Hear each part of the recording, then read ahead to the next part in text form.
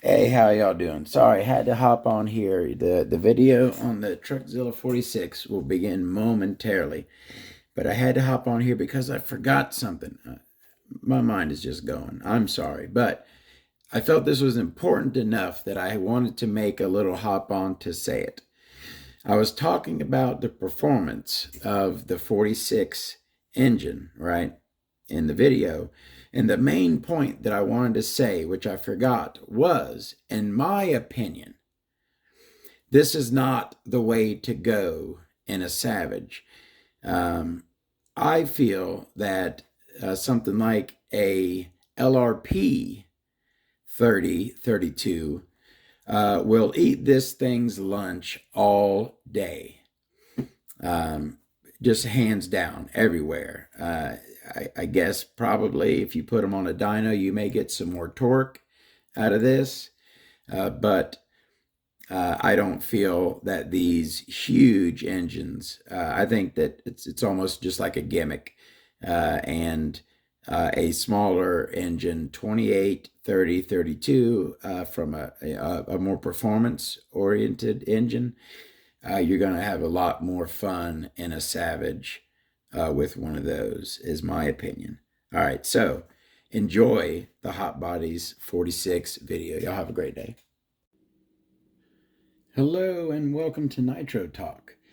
Today we're going to be taking a look at the Hot Bodies 46 from the Truckzilla conversion kit. Before we get into that, if you're into nitro engines, nitro vehicles, anything to do with the nitro side of the RC hobby, please give me a like and subscribe. I'd really appreciate it. Also, before we get into this, I never had them next to each other, but I had always kind of assumed that, because I know the three screw back plate on the pull starter was the same.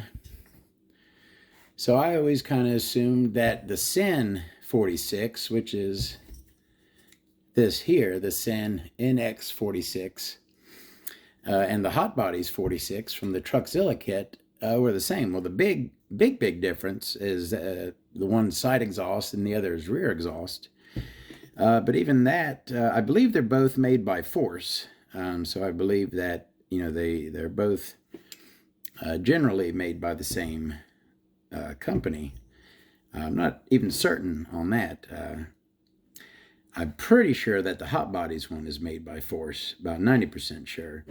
But the Sin one, I'm not 100% positive.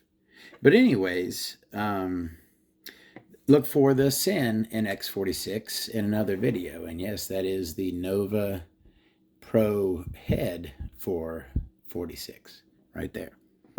This is not the correct head. So there were a few heads you could get on the 46. So if you bought a Sin Genesis, is what you would either get this head, or they also had a red head that said Genesis on it. If you bought the Hot Bodies Truckzilla kit, this is the head that came. And I will be putting this back on this engine. I don't know why I took it off. Probably because it looked like crap, but it is the proper head for it, so I will be putting it back on. And then if you bought, I'm not sure which vehicle, there was also this plain head for the Sin 46 as well. And probably other heads. But anyways, we're talking about the Hot Bodies Truckzilla kit.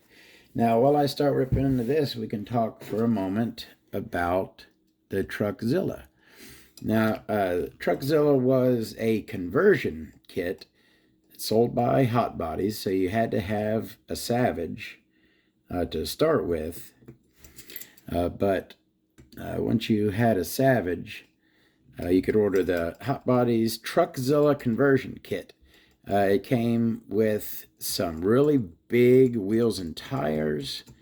I believe it came with new chassis plates, didn't it? For the for the engine conversion. I'm not positive if it came with chassis plates. I think it did. But certainly engine, pipe, wheels, tires. I could Google and find out about the Truckzilla conversion kit. I didn't really think to do that. But this came off of a Truckzilla. I had bought a Truckzilla converted Savage, which was pretty much trashed. But I got this engine and I took the wheels and tires off of it. They're a very unique design. They have flames in the tread. I believe those are the ones that have the flames in the tread. I get confused sometimes. There's so much stuff. Sometimes I get this thing and that thing mixed up. All right. That is our big 6-bolt head on these. Oh, that popped right off. That's the other thing very unique about these. The cooling button, it does not go down into the combustion chamber at all. It just sits right on top. Unique. The only engine I know that doesn't go down like that. All right. As I was saying, there's a clutch on here, which I'm going to need to remove. So I know the last time I grabbed my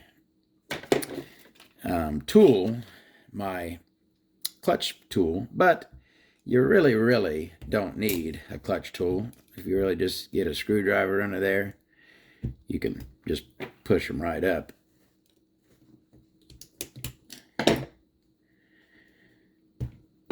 That and that. All right, now we grab, I should probably have my tools. I don't know. I don't prepare very well when I make my engines. I kind of do it on the fly. But I have all my stuff handy. It's not like, I got to dig for stuff. Now this, by the way, was your standard OFNA flywheel wrench. But as you can see, I have made some additional channels so that I can use this with up to a 6-shoe clutch. I basically made this for use with the CRF V6 clutch. I needed a flywheel tool to use with it, so I modified this one to use with it. All right, so we'll put our flywheel tool on to lock our flywheel in place. And then we will remove our clutch nut. If I can get a grip on it. Now, I could, at this point, dig into my tool bag again and grab my flywheel tool. Okay, we got tools for all this stuff, right? But, and if this was a nice engine, nice clutch, that's probably what I would grab. But it isn't, so. And that frickin' thing is on there. Good lordy. Well, let's grab the old, because I don't want to get like I could grab a hammer, but I don't want to beat the crap out of it. So let's see if our flywheel tool has a better luck. And it's just going to bend. Come on now.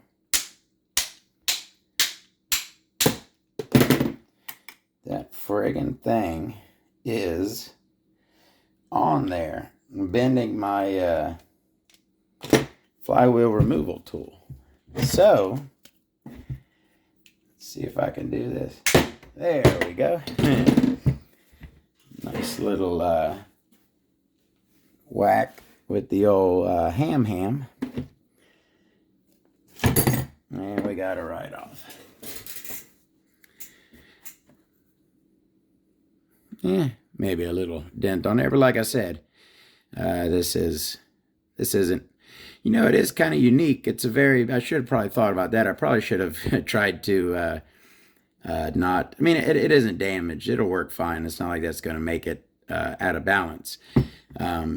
It's dented. It's not, that weight isn't removed. It's just pushed in. So the weight balance is still the same. It's not hurt.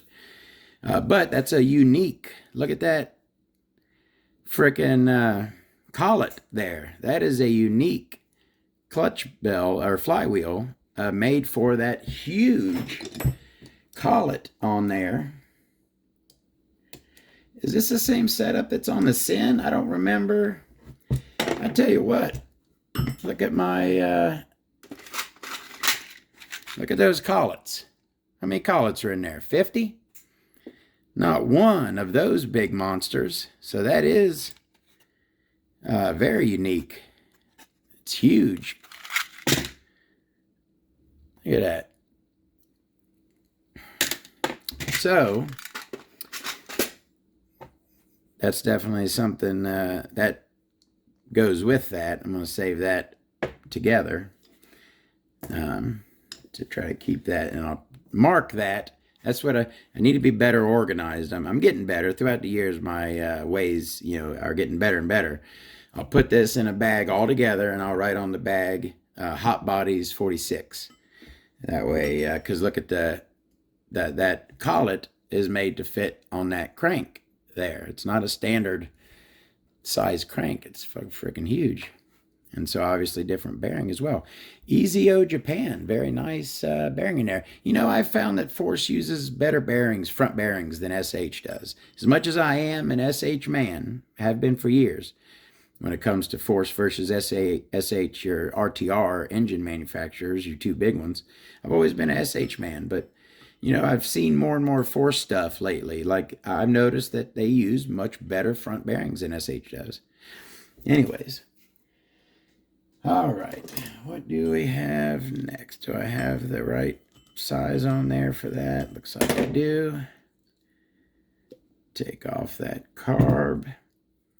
We can go ahead and remove this pull start, which is that very unique, very large 3-bolt, 1, 2, 3. Which, some others have 3, round with 3. Some have 3 because the pull start mechanism's on that corner, or where the string comes out. But big round 3-bolt, it's weird. All right, get the last of these out. We will get into this thing. Now, I haven't talked about, the engine in general. I've never been, I've owned Genesises. I had the Truckzilla. I've done, it's kind of like with the Schumacher Menace, if anyone watched my Schumacher Menace video. I've done all the Nitro stuff, okay? I've done all the things that you get into Nitro and you find out. You know what? I'll be honest. I have not yet done twin engine. I have not yet owned a twin engine monster truck, and I do. I do someday. I'd love to have a Giga Crusher, often a Twin Titan. I would love to own a twin engine monster truck. I have not yet. So that I have yet to do. But everything else, the Schumacher 3-speed, the monster engine and the Sin and the EK4 S2, I've done it.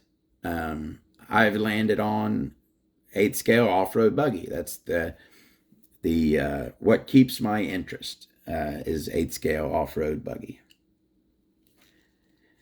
All right, same back plate, same pull starter and same back plate, which again is a big monster slab of aluminum. Oh yeah, so my bad, I know I'm all over the place. So the 46 engine, if you don't, do I need to tell you? You can pretty much figure out it's a torque engine. It's got tons of torque. But does not spin very fast. Wheelies all day. It's a wheelie machine. I myself tend to like a screaming high RPM engine as opposed to a torquier engine. All right, we got our piston up. I doubt this is interference, but we always put our piston up anyways. It is not interference. This being a force engine, I said I believe it is a force engine. And it has a force style starting setup with a internal starting shaft, external one-way bearing, starting pin and spring. Let's see if we can grab our pin. It's kind of short, not a lot sticking out, and it's actually it's locked. Oh yeah, that thing is locked. It won't even push down. It's locked in place. So just throw a touch of fuel on it. Hopefully that'll maybe free it up. Let me take something plastic and push it. There we go.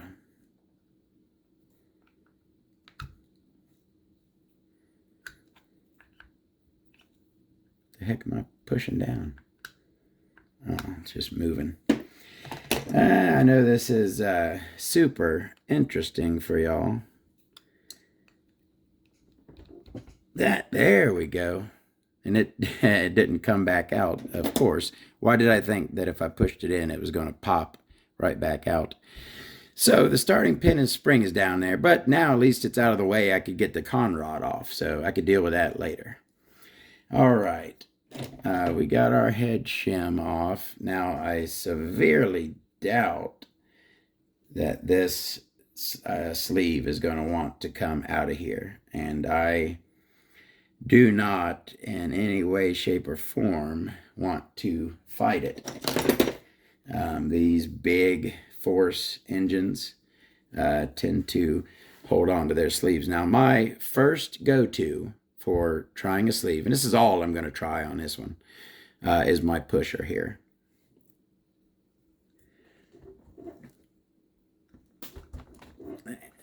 And I actually got it. Tell you what, I love that thing. That is my favorite sleeve remover. This thing is not too bad. And our piston. And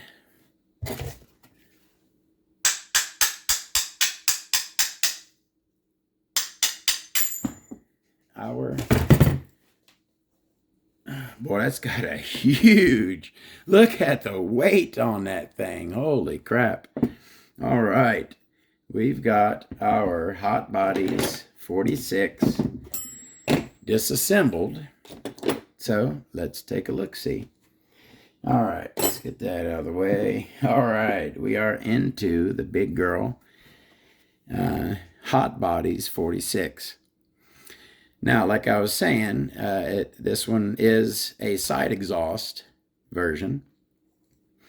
There's no O-ring set down into the car. But again, we have a unusual, abnormal size front bearing here. I'm sure y'all are just dying to know exactly what size it is. So let's take a peek ski and see. It looks like a 22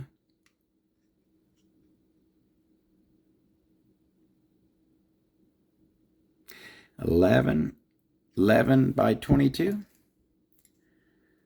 Is that right?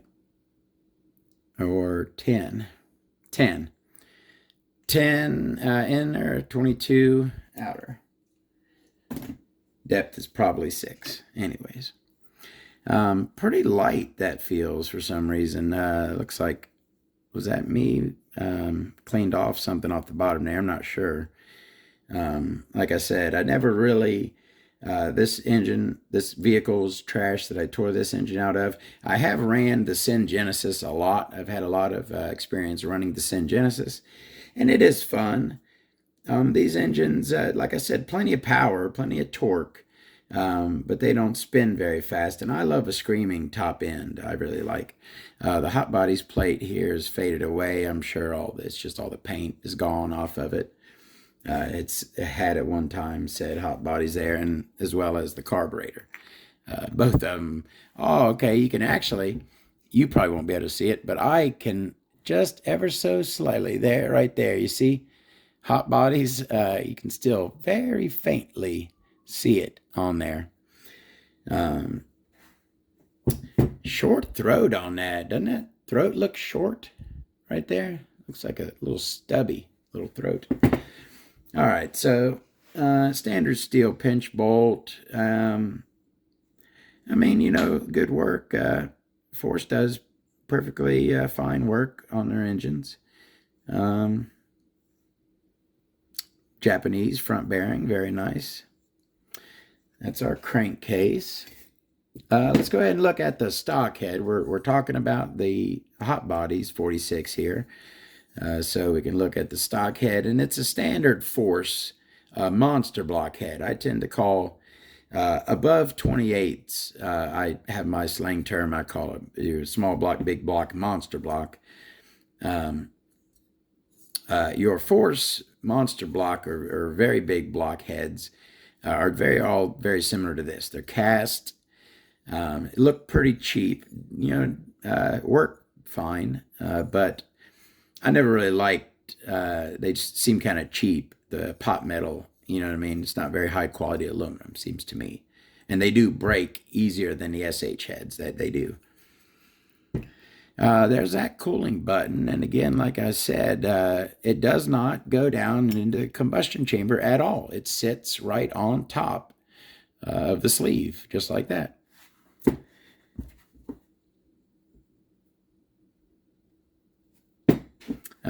We got a standard plug on this, and it looks to be pretty well turboed, nice and smooth down there.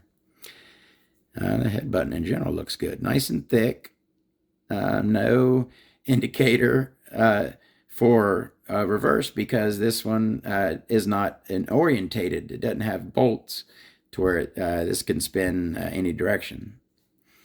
What's the controller word? Digital proportional. This is analog proportional. There, that didn't make any sense. All right, let's take a look at our back plate. We got our standard force style inner starting shaft, although it is larger. Everything on this engine is larger. And we do have an O-ring set into the back plate, so this engine could be used with the yank eliminator. You could eliminate your yanking on this thing. And again, very unique round back plate, round pull starter with 3 bolts. I always found that kind of odd. This engine will be going in the ultrasonic bath. It's been sitting up for a few years. We do have an O-ring set into the back plate there, not at the base, but set up a little bit. And it feels like it feels pretty much gone. It's dead flat. It is not sticking up. It won't make a seal. Probably,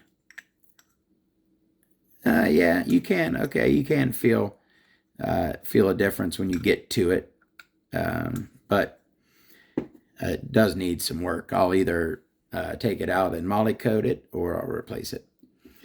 But again, that's our back plate. Nice, again, big, thick, heavy slab of aluminum. We looked at the head button. That's that unique pull starter, the only thing with the Hot Bodies logo still going on it.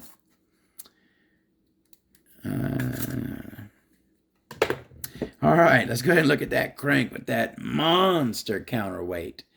That thing is thick. This thing's got some weight to it. Of course, this isn't a race engine. There's our starting pin. I'll get that out of there.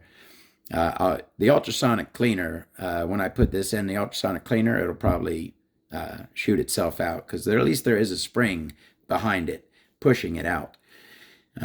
Anyways, of course, this isn't a race engine, so no work, no fang, no shark tooth, just big, flat, hard edges. everywhere. And the same with our induction window. Looks just kind of plain. Kind of plain, but, there's nothing wrong with kind of plain. It works perfectly fine. But, again, kind of plain. No advanced features, we'll say that. There's our carburetor, which is a pretty standard force carburetor. It is a 3-needle. Looks like a very stubby throat on it. The O-rings don't feel bad. Does have a silicone boot. Look at that. You couldn't do that with a rubber one, could you? Very nice. Love a silicone boot. 3-needle. Force carbs work perfectly fine. No removable venturi, but does have a nice venturi shape to it. That's our force hot bodies 46 carburetor. All right.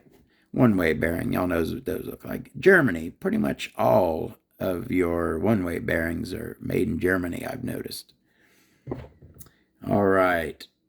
Piston first, and that's unique. We got twin skirts on this, or twin cutouts in the skirt, one on each side. I guess that's, no, it's not for the conrod. That one almost kind of looks, that one looks like it's cut factory, right?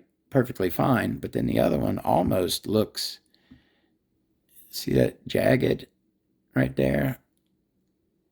Almost looks hand done or broken on that side. But, I mean, it's the same general shape as the other one. But looks almost hand done or damaged. Something there. I don't know. Hard to say. One very, very deep oil groove. Flat top. Looks to be in decent shape. Not scored or anything. What the heck is that? Conrod looks not very meaty, and we're talking about a huge engine that, it takes a lot of force to, the bigger the piston, the more resistance you would think, more surface area to resist. And that Conrod just looks not at all meaty. Thin on the meat, even. That Conrod just does not look meaty at the bottom end at all. And not knife edged. I mean, it's narrowed, but super dull, if you want to call that a knife edge. All right, and then finally, does it have just one head shim on it? A 2. It's got 0.2 millimeter head shim. All right, there is our sleeve and our hot bodies 46. And this thing certainly has a lot of work could be done to it. This would be a good project, if I wouldn't practice on this sleeve, but if you're good at it, this thing certainly could use a fang and a ramp on your Schnurley ports on the side. But let's start with our intake, which is very nicely ramped. They put a nice ramp on the intake port there. As you would expect, it is quite large intake, not very wide.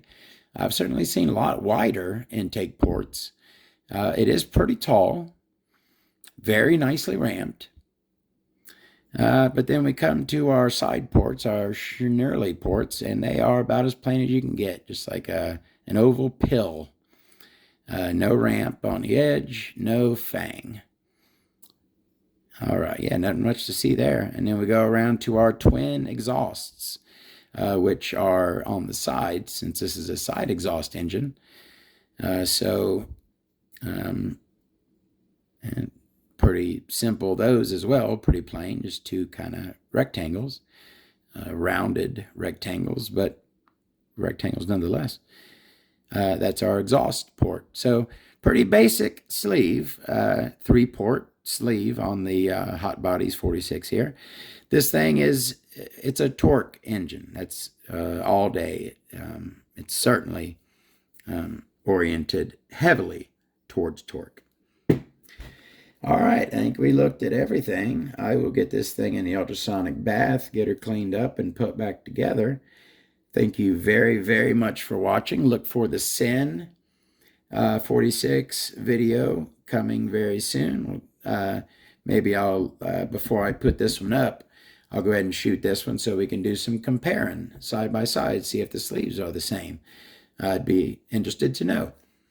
All right. Thank you very much for watching. More videos coming up. We'll see you then. Have a great day.